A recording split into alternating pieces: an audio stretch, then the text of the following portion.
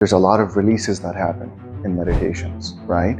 Most people will not allow you to record, and neither should you. And then generally you will go through a lot of confusing things that don't make sense. So that is the preparation walking into the retreat. There was a person who came to the retreat who was paralyzed 22 years ago. She moved. She touched her face. How beautiful. A lot of you that are thinking of going to some retreat, whatever it might be, an in-person one, or if you're going to the Dr. Joe one, or if you have not ever visited Michael Singer, or if you're doing any retreat with any person in person. One in Spain I was going to go to, but I changed my mind. So I wanted to today talk to you guys about preparation for retreats in person. I'm going to keep what Dr. Joe and other people that are running the retreats will do to you because I don't want to spoil anything for you. I want you to enjoy the unknown experience, but I'll tell you what you need to do until you get there, and then maybe some things afterwards. A couple things that you need to keep in mind is there's a lot of releases that happen in meditations, right? So you get really hot, really cold. So they keep the environment of the meditation cold. The ballrooms are very cold. So people take jackets, hoodies, jackets, thick socks, shawls, warm blankets, sleeping bags, or yoga mats, or a yoga mat and something on top. There's a lot of those that people take. You take a lot of stuff, A small bag, a small suitcase is not going to be enough. You're going to need a lot of clothes and, eye shades, notebook, headphones, things to take notes with, a lot of clothes because you might start sweating a lot. You'll cry a lot, you'll sweat a lot, and you might need to change 2-3 times in one day. So lots of clothes, very, very comfortable clothes, where you can sit on the floor and listen, or you'll be on the floor when you meditate, on the chair. A lot of people like to sit by the wall on the floor if they're comfortable. And then things to groom yourself because you're around a lot of people. They're taking your pictures throughout the retreat. Keep all of that in mind. Take notes, lots of notes. There's so much information. You can think just because it's blowing your mind, you're going to remember it. You will not remember most of it. So take notes because most people will not allow you to record, and neither should you. Try not to use technology in the ballroom. That's the monastery. It's the holy place, and we are becoming one with the divine. Stay disconnected as much as possible and go back to old school. Not only is it good for you to take notes with your hands, you remember it better because multiple senses are involved, and it's more real for your brain, right? It's more real when you're writing stuff down. And one of the easiest ways to talk to people, you're going to be talking to people obviously a lot, and you're going to be journaling a lot. Your feelings, your state of being before and after meditations, I recommend that to people every meditation. Just put a line in the middle of the paper. Talk about you to you. How are you feeling? What do you want out of this meditation? What are you going to do right? What you did wrong in the previous meditation that you would like to avoid? Maybe you were distracted too much. Maybe you weren't comfortable in the chair and then you had to switch down on the floor halfway, or you were on the floor and you had to get back up, or was it the people next to you that were too distracting for you? How are you going to make sure everything around you is just becoming part of the music so there's no distractions? I mean, people are having orgasms left, right, and center. People are screaming, they're making moaning sounds, they're dropping on the floor, they're having full body orgasms. None of that bothers me. A person could be right next to me on the floor and they could be screaming, they could be having a good time, right? Full body orgasm. And I'm like, everything is music. Everything is coming in and out of silence, stillness. It's fun. You get good at that. You can be in the middle, you can be on your gate at the airport.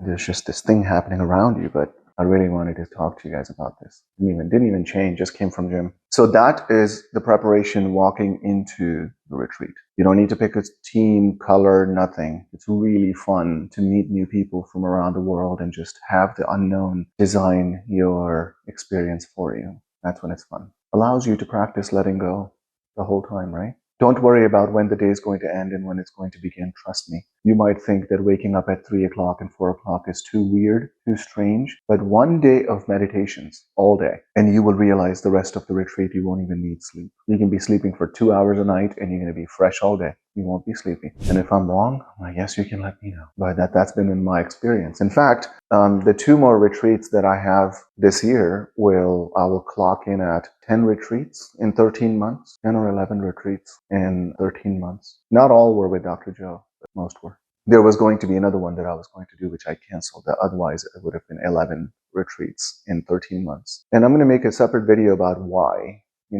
Some people might hear that number and say, what is wrong with this person? Why is he doing this? But something I've realized about myself is I have always been the man looking back in my life. Hindsight is 2020, right? Looking back in my life, I have always been the guy that jumped into the deep end and always wanted to go straight into, imagine walking into high school as a freshman and then you just go straight to the senior class, and within 1 year, you are now getting pushed to learn 4 years worth of material and have all the experiences of 4 years of high school in 1 year. Is it impossible? No. I've been through high school. It was very, very easy. It was very easy. I've always been that guy. And I had that realization this year that I've always been doing something like, my experiences, surrender in my first retreat was so profound. On day 4, everything changed. Nobody even spoke to me about the beings.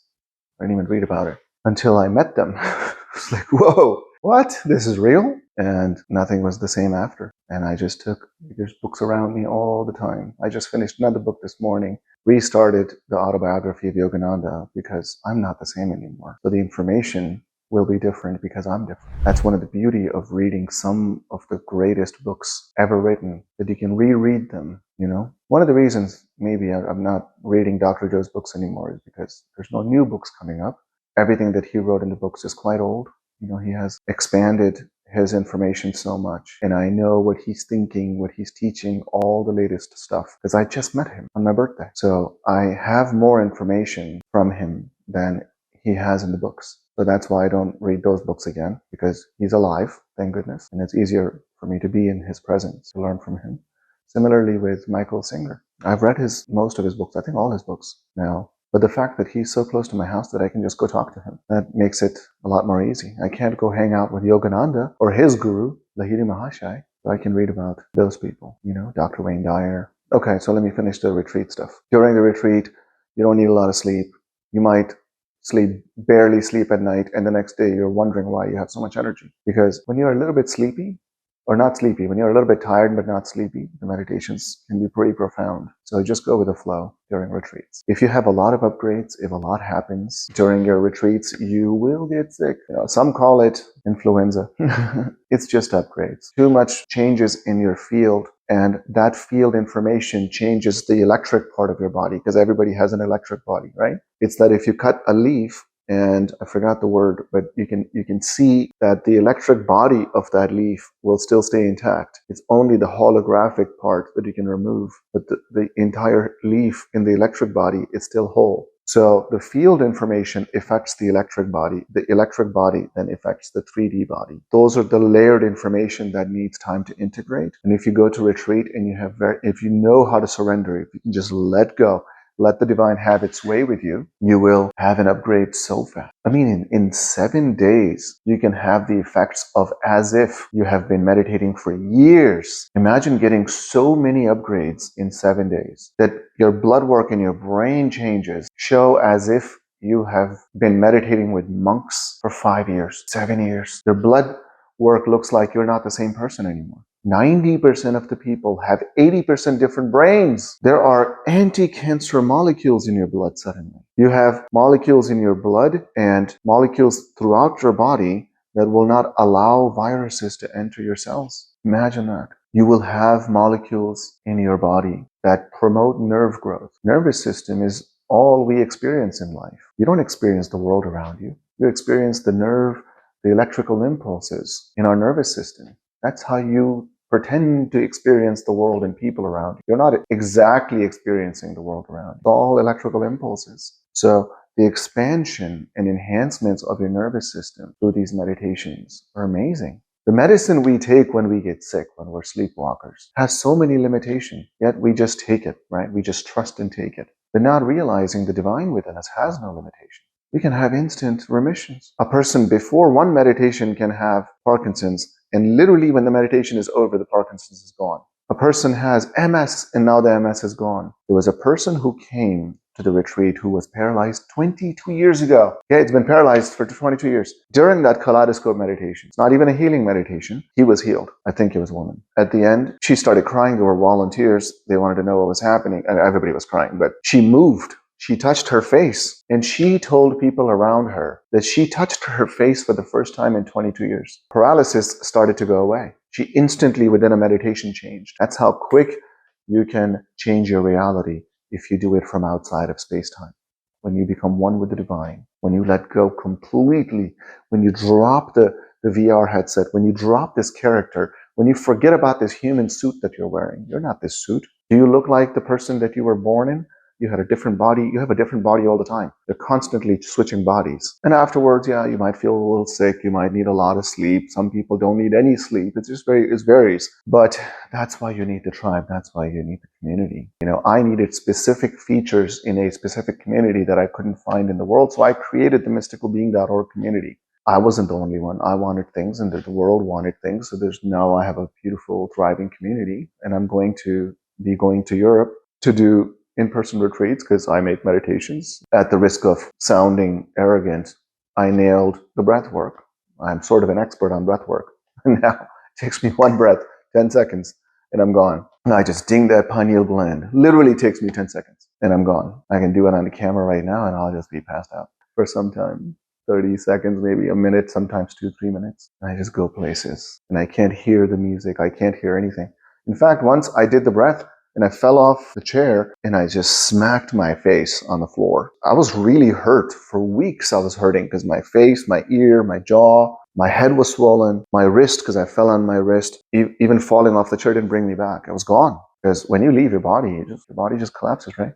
And I was just not the same after, whenever I nailed it. Because I'm good at it, because I can do it in one breath, I have been teaching it to people. I've taught it to people online. I've taught it to people in person. And when I start, because there's a lot of demand in Europe, and not a lot of people from this side of the world and Australia go to Europe to host retreats. So I'm going to do that. I was talking to someone, Yvette, if you're listening, thank you. And I was talking to her about Spain, Malta, or maybe even Slovakia, I don't know, Romania, to see that I'm going to be checking out some places in Europe, and then I'll do. So if you have a recommended place in Europe, if you know people that help me show me places in Europe where I can safely have an in-person retreat that is also easy for people to get in and out of from different parts of the world, let me know. DM me on Instagram and write to me.